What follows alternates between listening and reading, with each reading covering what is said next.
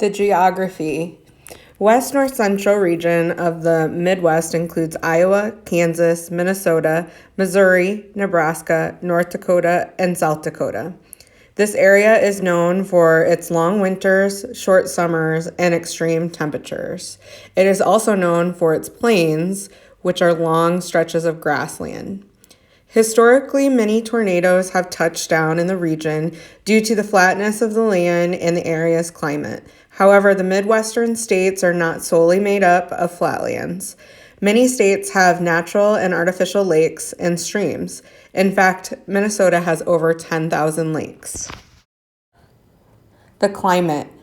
Midwestern climate is highly changeable according to the season and state. The winters are generally snowy and cold, averaging around 10 degrees Fahrenheit. Springs are mild with temperatures around 70 degrees Fahrenheit. Summers are hot, averaging around 80 degrees Fahrenheit. And fall temperatures taper down to around 40 to 50 degrees Fahrenheit. The climate and terrain of the Midwest are perfect for cultivating crops. The Midwest is commonly called the breadbasket of America. Kansas is known as the wheat state. Iowa's most famous crop is corn, and Nebraska is known as the cornhusker state. Settling the area.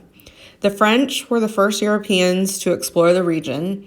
It was Americans from the Northeast states as well as Virginia and Delaware who were the first pioneers.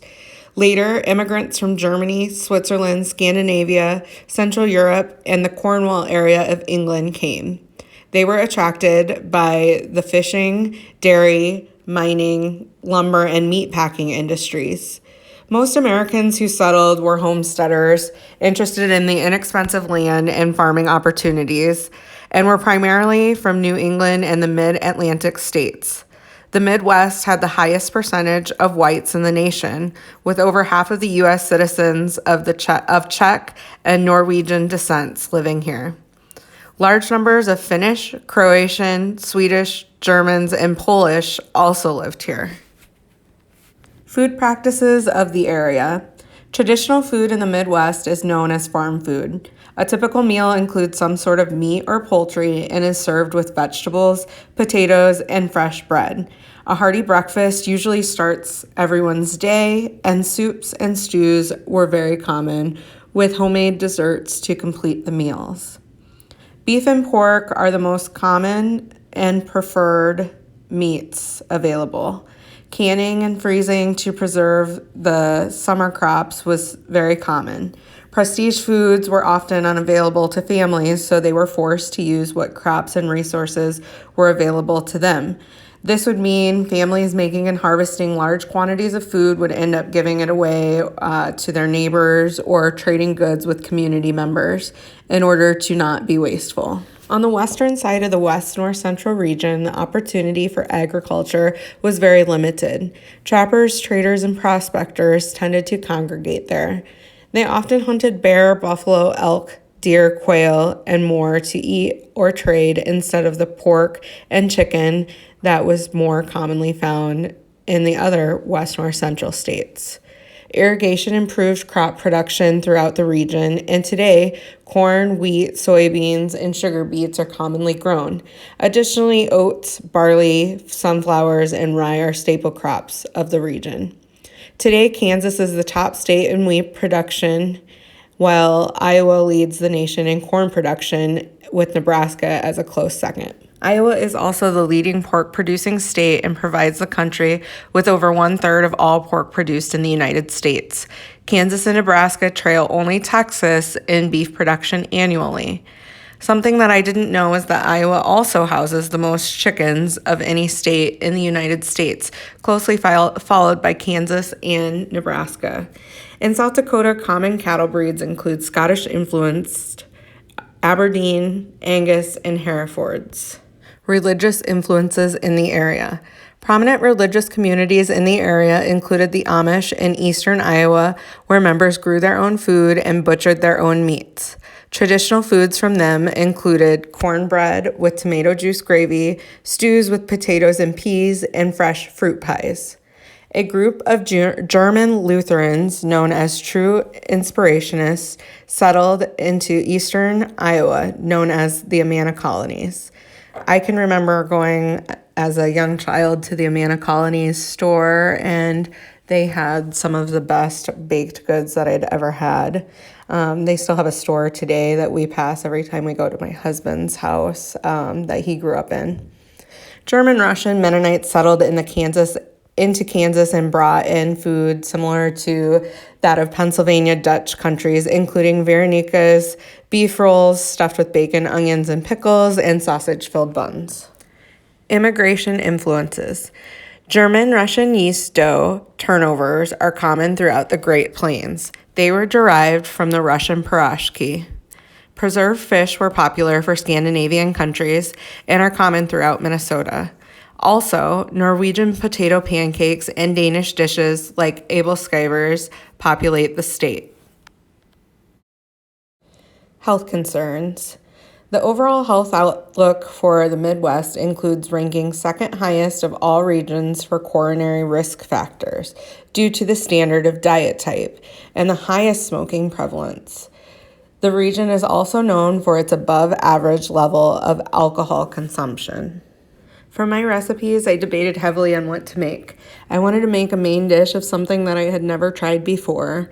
I chose to make Swedish meatballs, also known as köttbullar. Scandinavia had a big influence on the food in the Midwest because of the amount of people who came from that area. Beef was heavily used in dishes in the Midwest. From what I read, before the meatball dish made it to the Midwest, it was much more bland. Of course, the people of the Midwest added their spin on it, and nowadays it uses chicken gravy often instead of just the beef drippings. It's super simple. I just going to show you my mise en place really quick after I show you the recipe. It uses 1.5 pounds of ground beef, but it did say that if you wanted to use lamb, you could use half lamb, half ground beef. It uses half and half oats, eggs, 1 egg, 1 tablespoon of butter, half an onion grated, and it also says that you can mince the onion, but I prefer grated onions and meatballs. An 1/8 teaspoon of nutmeg or a pinch of nutmeg, 2 teaspoons of salt, 2 teaspoons of pepper, and then for the gravy, you'll use 3/4 cup of cream and a tablespoon of flour. So here is my mise en place for this. Got a little bit of everything all ready to go. You will need a bowl, and then you will also need a cast iron skillet. I find works best, but you can pretty much use any kind of skillet.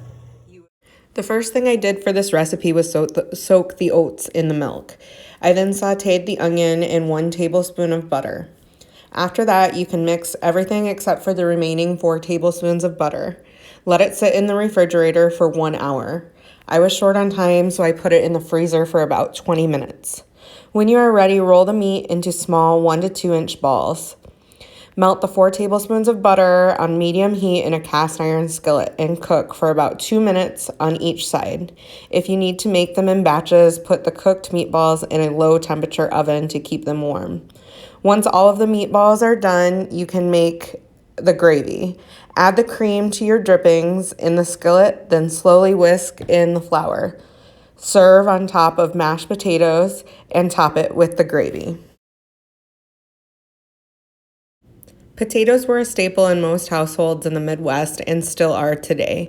They are also the perfect pairing for this hearty dish, which is why I chose to pair it with them. This particular recipe calls for 2.5 pounds of red potatoes, and I'll show you. This is my mise en place, 2.5 pounds of red potatoes. It actually calls for 10 cloves of garlic peeled. This is a new recipe for me, so I'm gonna go with the 10 cloves, but we'll see if it's too garlicky or not. It seems like a lot. Half cup of buttermilk or regular milk. I'm just using regular milk. And then 4 tablespoons of butter, which I have here, and salt and pepper. So I will show you the finished product once I have completed. The majority of meals came with some sort of a dessert, which is why I chose to make one. Bread pudding is a simple recipe and was used when there was extra bread lying around that wouldn't otherwise have been eaten. People did not like to be wasteful, which is why you see in a lot of recipes that dairy was used. Refrigeration was something that was still not prevalent, so dairy needed to be used up while it was fresh. Fresh and dried fruits were always around, which is why they got used in so many different recipes. My original recipe did not call for a sauce. However, after seeing how dry the bread pudding was, I made one with leftover ingredients. I imagine this might be something that they would do in the old days because they did their best to not be wasteful. My sauce just had a half cup of sugar, half cup of brown sugar, half cup of cream, and some vanilla in it. To make the bread pudding, it was pretty simple. You just cut up the day-old bread into cubes, and then you mix that with the raisins. You put it in about an 8-inch baking dish, and then you mix together the eggs, the milk, the sugar, and the vanilla, and you pour that over top of the bread. Then you just bake it for 35 to 45 minutes. I had a lot of fun doing this project and learning all about the foods from this area. I grew up in this area, so it was cool to see how food has really evolved into what it is now. Other foods that I looked at possibly making were kolaches and English pasties. Kolaches are Czech pastries made from yeast dough. They are typically filled with fruit or cheese. The flavorings always depended on what area you were in. Oftentimes, back in the old days, they had apricots or berries that were used. Now you see them with cream cheese or other fruits. Pasties originated in the United Kingdom and were handheld meat pies. They often had some sort of meat and vegetables in them, and they were very convenient because you could hold them in your hands and not have to use silverware. The reason I chose not to make either of these recipes is because they contained yeast. I went to culinary school, but yet I feel that I am an awful baker, mostly because I don't have the patience for measuring things out, which baking tends to need. Whenever I see yeast on a recipe, I immediately try to find something else. I did, however, print the kolache recipe off and plan to try it over the summer when I have more time and groceries are more easily accessible. I hope you enjoyed my presentation on the Midwest North Central region and hope that you learned something new about the region that most of us call home.